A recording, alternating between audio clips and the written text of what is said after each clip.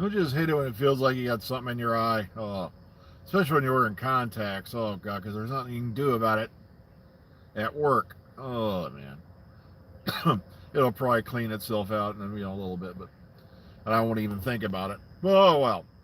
Yeah, I noticed somebody was in the comment section complaining, and it's like, what about all this? What about all that? I said, well, for one, whenever I did Big Finish reviews and all that, nobody really paid attention. Um, Also, I know I haven't done a standard video in a while, but it's like, what are we going to talk about really? Um,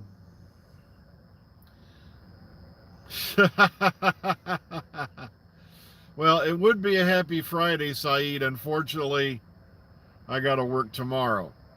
And it's like, it really sucks because the way we have it set up in our contract, they can only work us 2 Saturdays in a row. So we'll do 2 Saturdays on, one off, 2 Saturdays on. But the problem is next weekend, not this Saturday, but next Saturday, my Saturday off, I'm going to be on a table getting a tube run up my butt because it's the, oh, well, you're 50, it's time to shove a camera up your ass. Uh, so I got to go in for the, traditional, routine colonoscopy, make sure nothing's growing up there that shouldn't be. But I know that's not one image you wanted to have, but that's what I'm looking forward to on my, weekend off. I'll be doing that. But you see, the problem is a lot of people don't realize. All right, for you folks who are in the know, you don't bother. But this is for you folks who don't know. I'm doing 9 hours a day at work. Then I come home. I might have a couple hours, to decompress. Maybe, like we've been watching like Resident Alien and all that. I love that show. And then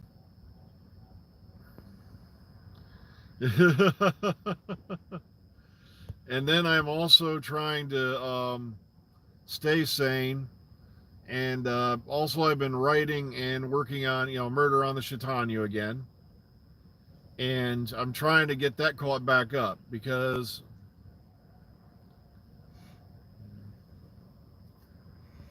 now I heard that they announced something about they announced the Return of the Emperor on Fortnite. I didn't know about that. So the fact that they're doing this for Doctor Who could be considered an honor and a privilege. But the thing is, I wasn't really looking forward to a 14th Doctor announcement on Fortnite. And that's what it's beginning to look like it's going to happen. I had been looking at some of the images last night. And I think there were some video clips too I looked at. And, if that's the way they're going to do it, that's the way they're going to do it. You got to remember the 14th Doctor and all that is going to be under, RTD's, chair. It's going to be his thing. So, I don't know. Maybe they consider this to be a big opportunity and all that.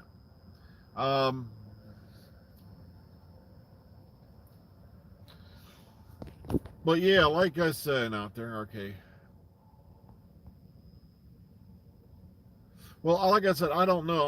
I'm not a big fan. Like I said, I've never played Fortnite. I know about it, but like I said, it's not my cup of tea. I was really out of gaming for a long time until I discovered the Fallout series, and I fell into that hardcore.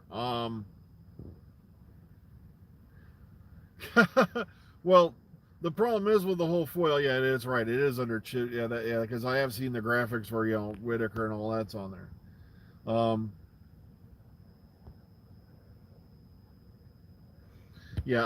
fell into the whole except for Fallout 76, which sucks. I really tried to play it.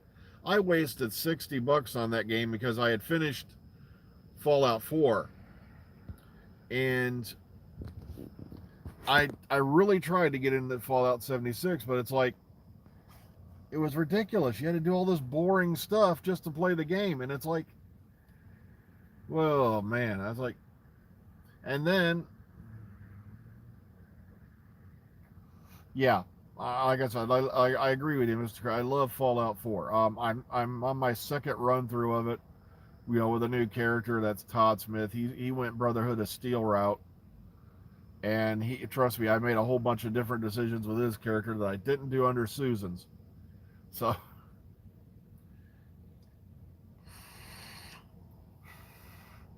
Yeah, for you folks that don't know what I'm talking about, I blew up the Institute, took out the railroad, wiped out Dima on Far Harbor, also blew up the Children of Adam on Far Harbor. You see, if you've played Fallout 4, you know what I'm talking about. So he took a totally different route. Um, so I play a little Fallout 4 when I get home. Then I also, like maybe an hour or so, maybe two. And then I'm trying to also edit together, you know, Chapter 5 of Murder on the Chitanu because it's long overdue. Like I said, I let myself get into a slump, with everything that was going on. And then, I was kind of bummed out during the whole COVID thing. And I'm just now putting things back together. But okay, so it looks like they're hinting strongly at, from some of the stuff I've seen, that there might be possibly, a Doctor Who, announcement during the Fortnite crossover. Um, a lot of people online have been throwing fits about this, and I'm dying laughing. I'm like, look, I'm not a big fan of Fortnite either, but it's like, hey, if it promotes the show, it promotes the show, you know? And so I don't know what the big deal is. If they'd done this under like Matt Smith, Peter Capaldi, or anyone else like that, you wouldn't be getting all this, hobgoblin nonsense. It's just ridiculous.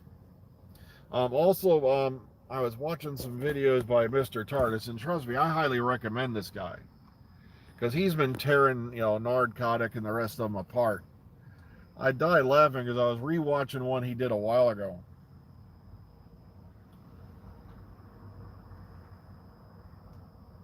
Okay, I didn't see that part. Like I said, I was always wondering how Palpatine somehow survived falling down that thing, exploding.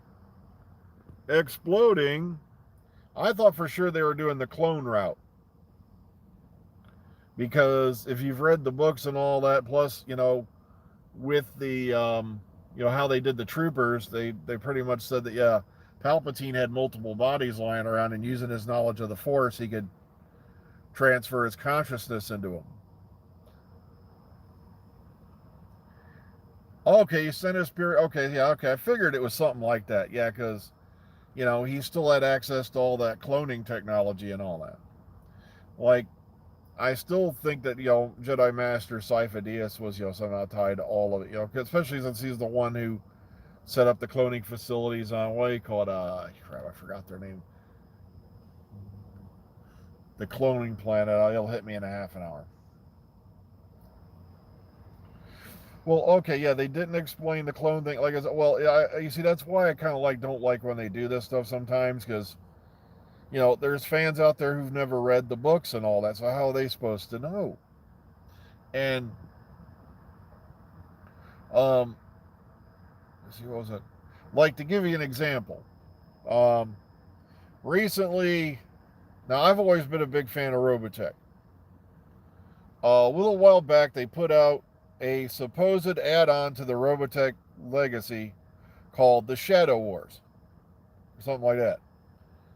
Well, I sat there and I watched the Shadow Wars, and when it was over, it was not only surprisingly dismally bad, also they got a lot of things wrong as far as the known storyline is concerned. But what really kind of irked me was the fact that there was a lot of stuff in it that came out of the book series. And I'm sitting there going, any Robotech fan who's watching this who's not read the books up to End of the Circle is not going to have clue one what's going on in this series, because it revolved around a lot of the characters that would have been introduced in the Sentinel series that was supposed to follow but didn't happen.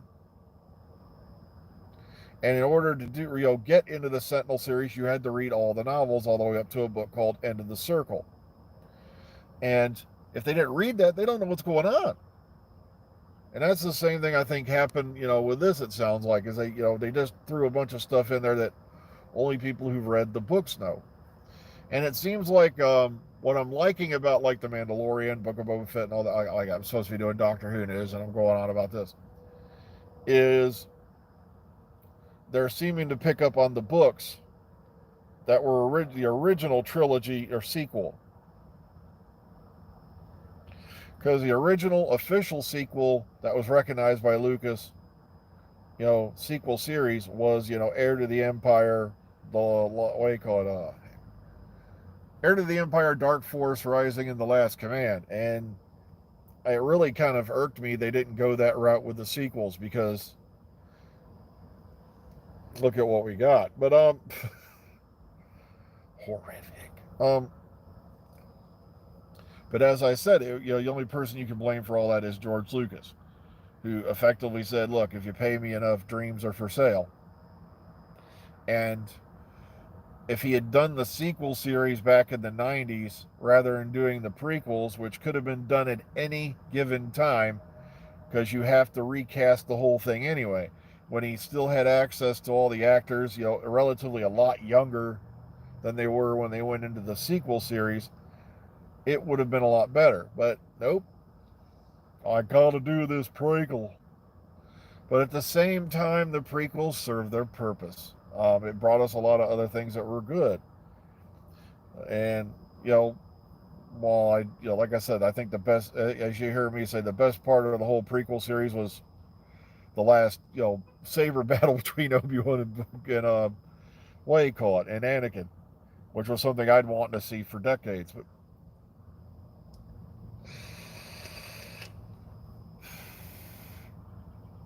But okay, Doctor Who on Fortnite. I ain't got long to go into this because I ran it on again. But like I said, if it promotes the show, if it works for the show, I say go ahead and do it. It's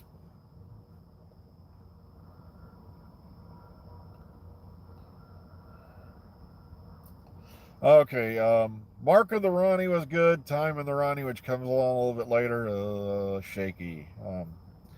But I liked Mark of the Rani because it really gives you the essence of the Rani's character.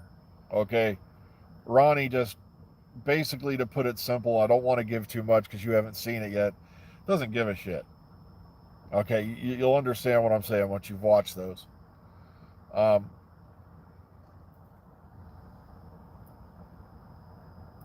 well, we've been saying, yeah, bring the Rani back for years. What's really sad is a lot of people don't know this, but Kato, or remember when they had the 50th anniversary thing at Excel in London? They didn't even invite Kato Mara. They didn't know who she was, so she said, "Hey guys, you kind of forgot me." And then I think that's how she finally got in. Big Finish was originally in talks to do a Rani audio series with Kato Mara, but sadly, she passed away before it was all come to fruition. It didn't happen. They went with Shaban Redman, if I remember right, and forgive me if I've heard that particular name pronounced 3 or 4 different ways, and that's what I'm going to go with. Or Siaban, or I've heard it pronounced different ways. But they originally went with her, and then they did a few things with her.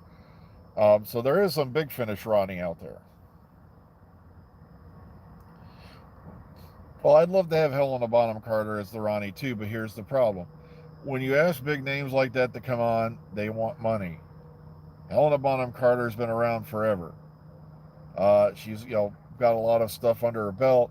She's probably going to be pretty high priced at this point. Sadly, I think of these things realistically. Like, I do have wish lists for stuff, but like I said, I would have loved to have seen Hugh Laurie as the Doctor, but it's not going to happen. Here's a guy who was making $1 million an episode when he was on House. He's not going to go take $240K a year to work, in Cardiff. So, but also he's been pretty much working on his music more and more lately than anything else. They could afford her, but you got to remember, is the actress going to want to do television work? TV work versus movie set work is a whole different ball of wax. It's apples and oranges. You go to a movie set, you work on it for, they say, a few weeks, and boom, you're done. Whereas a TV series, you're there all morning to late into the evening for several months. Okay, now you've also got to pay this actress. You've got to put this actress up. You've got to do what this actress says. And like I said, plus you got all the other stuff. So it's, like I said, it's depends on, how that actor, would that actor want to do that? Like, to give you another classic example, a lot of people don't know this. How many of you remember a little show called Star Trek Voyager? Well, originally when they were getting ready to do Star Trek Voyager, Captain Janeway, who by the way was not Catherine Janeway, it was a different name, it was something else Janeway, was to be played by an actress named Genevieve Bujold. Well, Genevieve Bujold lasted, I think, an amazing, it was like 2 or 3 days on set, and then walked off because she couldn't hack the schedule or something along that line. And that's how you wound up with Kate Mulgrew, who obviously was the far better choice. Sometimes these things happen. Like I said, if it wasn't for scheduling conflicts and all that, you'd have had Ray Scott as Wolverine in the X-Men movies, not Hugh Jackman. Hugh Jackman was brought in as the backup. And look at what happened. Fantastic, fantastic Logan. I got to get going. I am like a minute behind. So please, enjoy what we got right now. Be kind, be calm, be safe. Take care of each other out there. See you on the flip side. I got to run. I'm literally behind. So take care, everyone.